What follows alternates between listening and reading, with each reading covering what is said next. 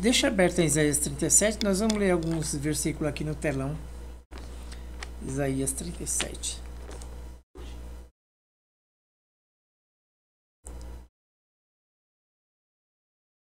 Isaías 37, versículo 36, depois nós vamos ler aqui o... vamos ler 37, 36, Isaías. Depois nós vamos ler aqui no telão. Diz assim, ó. Então saiu o anjo do Senhor e feriu no arraial dos assírios 185.000 deles. E quando se levantaram pela manhã cedo, eis que todos eram corpos mortos. Então ele fala desse milagre maravilhoso, né? Que o rei Ezequias viveu. Estava numa situação difícil, né? Estava sendo perseguido pelo rei da Síria e ele precisava de um milagre grande. Deus fez um milagre grande na vida do rei Ezequias. Agora, o que eu queria que a gente entendesse nessa noite é que, por exemplo, ele viveu um milagre grande, aqui já é parte do milagre, mas o que ele falou para Deus também é uma coisa interessante. O que a gente conhece de Deus, né, da personalidade de Deus, das características de Deus, dos atributos de Deus, também é muito interessante, porque antes de viver o milagre, ele fala aqui, ó, então saiu o 36, então saiu o anjo do Senhor, feriu do arraial dos assírios 185.000 deles. E quando se levantaram pela manhã cedo, eis que todos eram corpos mortos. Assim Senaqueribe, rei da Síria, se retirou, se foi e voltou e habitou em Nínive. E sucedeu que, estando prostrado na casa de Nimrod, seu deus, Ademeleque e Serasé, seus filhos, o feriram a espada. Escaparam para a terra de Ararat. Estar Adom e seu filho reinou em seu lugar. Então ele viveu um grande milagre, né?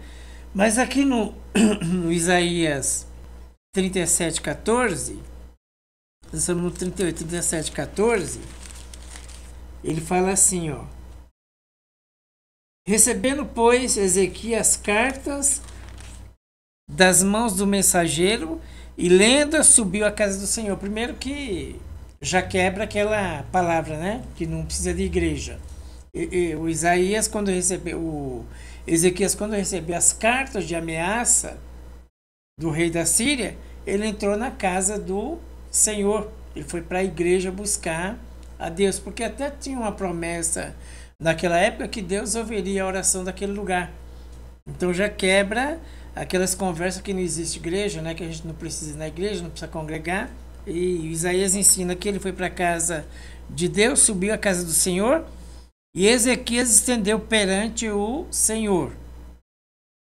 E orou Ezequias dizendo, ó Senhor dos Exércitos, primeiro que ele conhecia Deus como Senhor dos Exércitos. Nós precisamos conhecer quem é o nosso Deus. Nós precisamos estudar a palavra para saber qual é o tamanho do nosso Deus, né? É necessário saber qual é o Deus que nós temos, né? É necessário conhecer o nosso Deus, ter experiência com o nosso Deus e saber o tamanho do nosso Deus. Então, quando ele entra lá, ele já entra falando, nosso Senhor dos Exércitos. Então, ele sabe o tamanho do Deus dele. Ele sabe que Deus vai fazer um milagre, que Deus vai agir, porque ele crê num Deus grande, ele não crê num Deus pequenininho. Então, ele chega lá, a informação que ele tem de Deus, a fé que ele tem de Deus, ó Senhor dos Exércitos, Deus de Israel, que habita entre os querubins.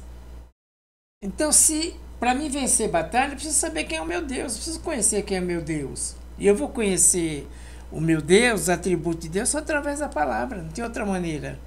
Quanto mais eu leio a palavra, mais eu conheço a Deus, mais eu sei a capacidade daquilo que Deus pode fazer na minha vida. Então ele entra lá, Senhor dos Exércitos, que habita entre os querubins, tu mesmo és Deus de todos os reinos da terra e fizeste o céu e a terra. Então, ele conhece os atributos de Deus, ele conhece Deus, sabe quem é o seu Deus, tem experiência com Deus. Então, Deus dos Exércitos, né? O que habita entre os querubins, só tu é Deus, Criador dos céus e da terra, vai fazer essa obra. Então, é importante, ele viu lá 185 soldados mortos. Um anjo saiu e feriu. Mas antes disso ele falou algumas coisas para Deus. Porque é importante a gente conhecer os atributos de Deus. Porque quando eu conheço os atributos de Deus, a personalidade de Deus, fica mais fácil para mim acreditar no milagre sobrenatural. Eu não chego lá sem informação de quem é Deus. Não, isso aqui Deus não pode fazer, não. Não, Deus é o Senhor dos Exércitos. Deus habita no meio dos querubins. Deus vai fazer essa obra. Deus vai mudar isso. Deus vai fazer esse milagre. Não tem nada maior do que Deus, não. Eu estou cercado aqui. O rei da Síria derrotou todas as nações do norte. Todas elas derrotou. Agora ele vem para Jerusalém. Para ajudar, né? Ele vem para Jerusalém e ele quer derrotar. Só que nós temos um Deus vivo. Então vamos entrar na casa do Senhor. Vamos estender as cartas.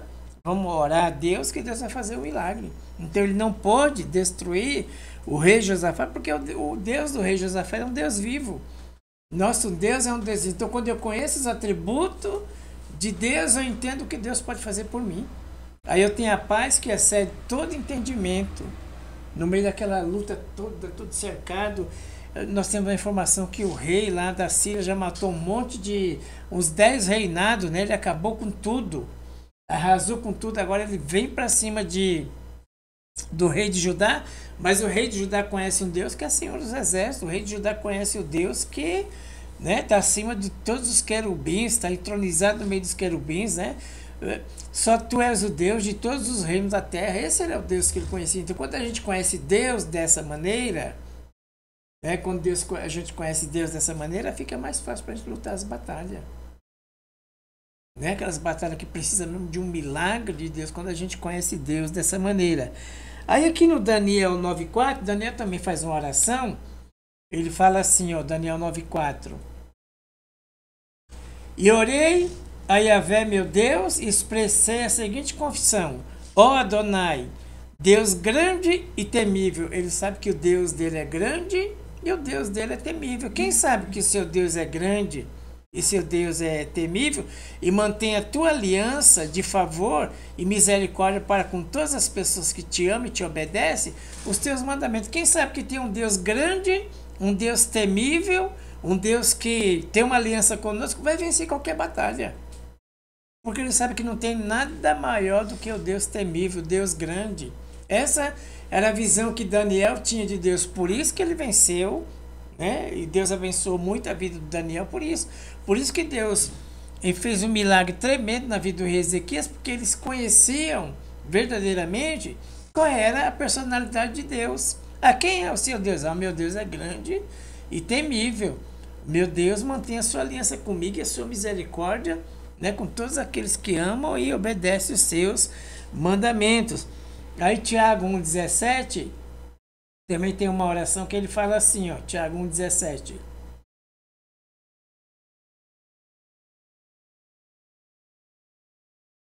Toda boa dádiva e todo dom perfeito vem do alto, e descendo do Pai das luzes, em que não há oscilação, como se vê nas nuvens inconstantes.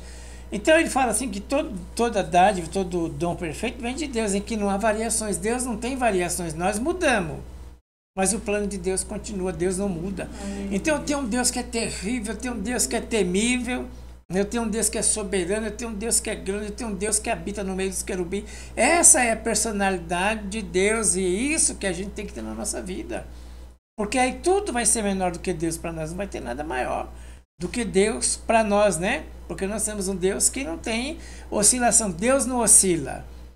Mas o Deus fez uma promessa para Abraão, aí a Sara achou que estava demorando muito, foi lá e tomou Agar, atravessou no meio da promessa de Deus, né? Aí deu problema, deu luta, deu dificuldade, depois teve que mandar embora, um conflito grande. Deus deixou de dar Isaac para Abraão? Não. Deus cumpriu a palavra dele, teve mais problema, com mais dificuldade, talvez com mais tempo. Mas Deus cumpriu. Por quê? Porque Deus não oscila. Nós oscilamos, nós vacilamos, nós mudamos de ideia. O nosso Deus não muda de ideia. Nosso Deus continua firme, ele não tem oscilação. Não é porque eu fiz isso, eu fiz aquilo que Deus mudou de ideia. Não, Deus não muda de ideia, não. Deus é o mesmo todo dia. Está comigo e com você todos os dias, até a consumação dos séculos. Então, nosso Deus não muda e nós precisamos conhecer essa personalidade de Deus, essa característica de Deus, essa essência de Deus nós precisamos conhecer para a gente viver os milagres, né? Porque tem hora que nós vamos precisar viver esses milagres do Senhor. Segundo Reis 6,15, ele fala, segundo Reis 6,15, ele fala assim: então é preciso conhecer, né, a personalidade de Deus. No dia seguinte, Eliseu levantou-se, ao romper da aurora, saiu, e eis que um batalhão cercava toda a cidade com cavalos de guerra. Seu servo indagou: ai, meu senhor, o que havemos de fazer? Então, é aquela situação, ele tá adivinhando, ele está tendo discernimento dos conselhos do rei da Síria. Ele sabe onde ele quer pôr inimigo, onde ele quer fazer guerra. E o Eliseu está tendo discernimento disso. O que acontece? O rei da Síria fica sabendo e manda o soldado dele atrás do Eliseu. Eliseu está na cidadezinha, a cidade é cercada. O jovem dele acorda de manhã e fala: ai, senhor meu, nós estamos cercados. O que nós vamos fazer? Eliseu ele tem dentro dele, já dentro do espírito dele, a personalidade de Deus formada. Aí o que nós vamos fazer? Pera aí que você vai ver, Deus vai fazer um milagre. Não, mas o que nós vamos fazer? Tem muito soldado. Pera aí que você vai ver, Deus vai fazer um milagre já já. Nós conhecemos a essência de Deus, a personalidade de Deus. Nós temos experiências com Deus. Pera aí que Deus vai fazer. Ai, senhor meu, não, pera aí. Deus vai fazer já já um milagre. Vamos lá, Socha. E o profeta acalmou, dizendo: fica calmo, fica tranquilo. O que nós vamos ficar calmo, fica tranquilo, não tem medo. Nós estamos cercados mesmo, é verdade. Esse exército que está aí fora é poderoso, mas aquele que está na gente é maior do que aquele que está no mundo. Então todas as lutas são menores do que Deus, seja lá qual for. Emocional, espiritual, financeira, doença. Todas elas são menores do que o poder do nosso Deus. Porquanto são mais numerosos que estão conosco do que estão com eles. Mas eu não estou vendo nada. Peraí que eu vou orar por você. Deus vai abrir os teus olhos e você vai ver. Né? Você vai ver aí o que Deus vai fazer. E às vezes para Deus abrir os nossos olhos, a gente só lê a palavra e fala: Deus abriu meu olho. Deus aí. E esse dia nunca chega, né? Deus nunca abre o nosso olho. Não é por quê? Porque às vezes para Deus abrir o olho é preciso fechar a barriga. Nem só de pão viverá o homem. Às vezes nós precisamos fazer uma consagração para Deus abrir os nossos olhos, para a gente poder viver definitivamente aquilo que Deus tem para a nossa vida. No meio das lutas nós vamos ter vitória. Então às vezes é preciso fechar o estômago. Não é só ler que Deus abriu o olho, Deus abriu o olho, não abre o nosso, nunca chega esse dia, nós nunca vamos ver nada diferente. Vamos fechar o nosso estômago, né? Vamos sacrificar, crucificar as delícias do nosso estômago, o que ele mais gosta. Vamos fazer um jejum, fecha aqui, Deus abre aqui. Então às vezes é preciso fechar aqui, né, crucificar aqui, para Deus abrir aqui. Então, ele orou e Deus abriu o olho dele, ele começou a ver os milagres de Deus também. Nós vamos ver os milagres de Deus também, em nome de Jesus. Nós vamos ver aqui os milagres de Deus também, em nome de Jesus, né? Aí ele orou e ele abriu lá os olhos dele. Então é preciso conhecer o tamanho do nosso Deus. Ah, o que nós vamos fazer? Peraí, não tem medo, Deus vai fazer um milagre. Espera um pouquinho. Deus vai fazer um milagre já já. Nós vamos orar aqui. Por quê? Porque ele já tinha consciência, ele já tinha experiência com Deus. Ele sabia que Deus ia resolver aquilo, ele sabia que Deus ia fazer um milagre. Ele sabia que ele ia orar e que Deus ia responder na hora de Deus, do jeito de Deus, né? Mas ele sabia que Deus ia fazer um milagre. O segundo Reis 3,15. É o 3,15, é só voltar um pouquinho. No entanto, trazemos agora o tocador. Estou naquela situação, né? Eles vão fazer guerra, o rei de Israel, o rei de Edom e o rei Josafá vão fazer guerra contra o rei da Síria. Então eles vão pelo deserto, que é o caminho mais fácil. Fronteira era muito perigoso. Aí chega no meio do deserto, falta água, aí para frente morre, para trás morre, não tem o que fazer, estão com um problema muito difícil, né? Trazei-me agora um tocador de harpa. Ora, enquanto o músico dedilhava a harpa, a poderosa mão do Eterno veio sobre Eliseu. E ordenou assim, diz o Senhor, cavai muitos poços nesse vale. Vamos sofrer. Porquanto assim fala Yahvé, eis que não sentireis vento, nem vereis chuva, todavia este vale se encherá de água. E saciareis a vossa sede, a sede de todo o vosso rebanho, dos vossos animais. Chegou no outro dia, tinha água. Tinha água no outro dia, porque o profeta profetizou e tinha água. Ah, nós estamos num problema que difícil, sempre para frente morre, para trás morre, não tem como sair, não tem como fazer. Aí Eliseu, não, pera que eu vou atrás de um tocador aí, que eu conheço a essência de Deus, eu sei que Deus é um Deus temível, nosso Deus é terrível, nosso Deus é temível, nosso Deus habita no meio dos querubins, ele vai fazer essa obra, ele vai resolver esse problema aqui sem solução, para nós humanamente é isso mesmo, estamos num deserto aqui, para frente morre, para trás morre, mas Deus vai dar uma solução. E Deus deu uma solução ali tão gloriosa, e no outro dia tinha água. Não tinha vento, não tinha chuva, não vai sentir nem vento, nem chuva, vocês não vão sentir nada, mas no outro dia vai ter água. E é assim que nós fazemos. É assim que nós fazemos. Não podemos ser muito sentimental. Ah, hoje fulano não vem da igreja, fulano também não vem, só tá nós. Irmão, não tem sentimento não. Deus vai fazer tudo o que ele tem que fazer hoje. Deus não depende de pessoas. Nós não podemos nem se triscar por causa disso, não. Deus não depende de pessoas. Deus não depende de movimentos. O que vale para nós é a palavra de Deus. E o que Deus está falando para nós hoje? Vamos conhecer mais os atributos de Deus e nós vamos passar grandes lutas com mais facilidade. Conhecer a Deus no meio das lutas é diferente de você ir despreparado, sem conhecer o Senhor, sem saber o que o seu Deus pode fazer, sem saber qual é a capacidade do seu Deus, sem saber o que ele já fez. Então ele tirou aquele povo lá, não tinha água, frente morre, trás morre, Deus fez um milagre, Deus vai fazer um milagre na minha vida também. Eu vou entrar aqui dentro e vou falar assim, eu vi o que o Senhor fez na vida dele, o Senhor vai fazer na minha vida também. Eu estou aqui num lugar sem saída, mas o Senhor vai me dar uma saída, o Senhor vai fazer um milagre. Então, nós precisamos crer e buscar conhecer essa personalidade de Deus. Deus está conosco todos os dias, até a consumação do século, né? O Senhor está conosco até a consumação do século. Mateus 24, o 24:1 diz assim, ó. 24:1. Então Jesus saiu do templo e ao caminhar seus discípulos chegaram mais perto dele para lhe apontar a construção do templo. E ele, entretanto, lhes observou, está vendo todas essas coisas? Com toda certeza eu vos afirmo que não ficará pedra sobre pedra. Os discípulos estão encantados com o templo. Nossa, assim, um templo grandão, maravilhoso, é tudo de mármore branco, é tudo de ouro. Isso aqui que é um templo maravilhoso. E Jesus, tão tranquilamente, fala assim, nossa, vocês estão tão empolgados com essas coisas, não vai ficar pedra sobre pedra. Irmão, quem conhece a personalidade de Deus, não se empolga com qualquer coisa, não. Até nosso nível de emoção é controlado. Eles estão maravilhados assim com o tempo. Jesus falou, isso não vai ficar pedra sobre pedra. Queria jogar água fria e areia no sonho deles? Não, mas precisamos viver a realidade. Quem tem Deus não se emociona à toa, não. Nem foge de luta, fica lá, né, concentrando suas forças na luta errada. Não, nós vamos crer no nosso Deus. Ele vai fazer essa obra. Nós vamos buscar Ele. Nós vamos focar nele. Não é focar em luta.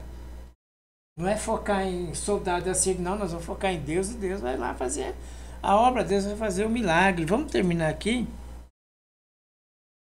Deixa eu ver Mateus 24. Segundo Reis 3. 3:15. Será que eu já li esse? Já li, né? Segundo Reis 3:15, já li. O que eu ia falar? Tinha um versículo aqui.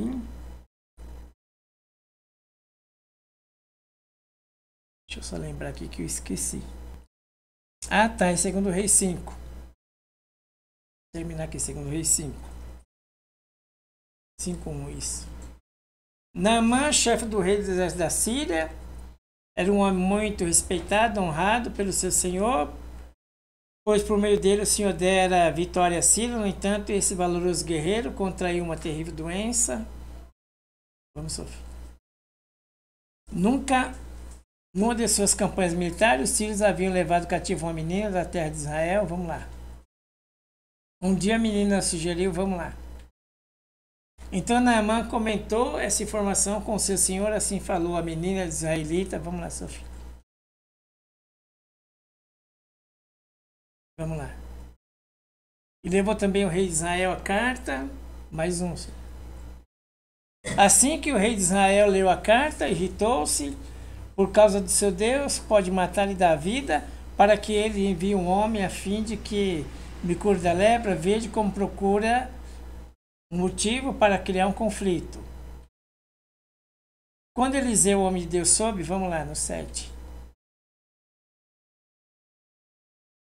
O 8. Quando Eliseu, o homem de Deus, soube, o 9. Eu não marquei aqui. Naamã foi com seus cavalos e com seu carro e parou a entrada da casa de Eliseu. É isso que eu queria dizer. Então vamos lá. Muitas ofertas, né? 600 mil, muito ouro, muita prata. Parou na porta da casa do Eliseu. Parou na porta da casa de quem tem Deus e quem conhece a personalidade de Deus. Quem conhece a personalidade de Deus não se empolga com nada. Ah, o Naamã chegou aí, aquele alvoroço, Naamã chegou aí, você conhece o Naamã, é muito famoso, é famosão. Não, manda ele tomar banho no Rio Jordão, não se empolga com nada. Não é hoje. Os pastores querem tudo na casa do Neymar. Quer tudo. O rico aqui foi atrás do Eliseu, hoje é diferente, o pastor vai atrás do rico. É muito diferente. E eles estão tudo empolgados lá, nossa, que templo maravilhoso. Jesus falou assim, não vai ficar pedra sobre pedra. O senhor deve estar em depressão. E Jesus fala, não, quem tem Deus não se empolga com essas coisas, não. Isso não chama a atenção da gente. Coisa aparente não chama a atenção da gente. Olha aqui, hein? O Senhor, agora eu cheguei na casa do Jessé aqui, achei os homens que você está precisando, hein? Ó, os filhos de Davi, tá aqui. Deus fala, não, mas se não você vê a aparência, eu vejo o coração. A gente não se empolga muito com essas coisas, não. Olha, senhor, aqui o Naamã chegou aí, o senhor não vai? Ela falou, não, não vou não, manda o rapaz ir lá e atender o Naamã, fala para ele mergulhar 7 vezes no Rio Jordão. Mas ele é famosão, mas não importa, não tem problema. Quem tem o Espírito Santo não se empolga com essas coisas, não. O maior presente que um ser humano pode receber é o Espírito Santo. Então nós já recebemos o maior presente da nossa vida. Não se empolga com essas coisas, não. Mas ele é ricão, mas não se importa, não mexe com a gente isso, não. Nem um pouquinho. Naamã foi com seus cavalos, parou na entrada da casa de Eliseu. Então esse mandou um mensageiro dizer, ele vai, lava-te 7 vezes no Jordão, a tua carne será restituída e ficará limpa. Aí ele foi, tomou banho lá, mergulhou 7 vezes no Rio Jordão, e o que aconteceu? A carne foi purificada, sem emoções, né? Sem um pingo de emoções. Mas chegou aqui o grande general, não.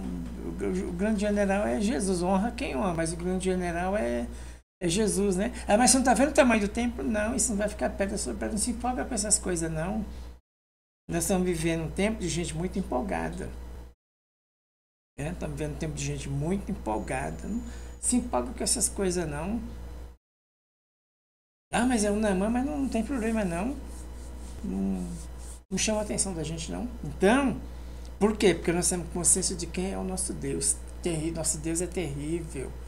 Nosso Deus é temível. Nosso Deus é poderoso. Ele habita no meio dos querubins. Nosso Deus não perde batalha. Nós não vamos perder a batalha em nome de Jesus. E muitas vezes, vou terminar dizendo, eu preciso fechar aqui para abrir aqui. Né? Às vezes é preciso fechar a cruz da comida para a gente abrir. Porque o próprio Jesus falou que nem só de pão verá o homem. Então, às vezes, para a nossa visão espiritual ser aberta, nós temos que consagrar a vida ao Senhor. Né? Aí a nossa visão espiritual é aberta, a gente começa a ver os milagres do Senhor, em nome de Jesus. Amém?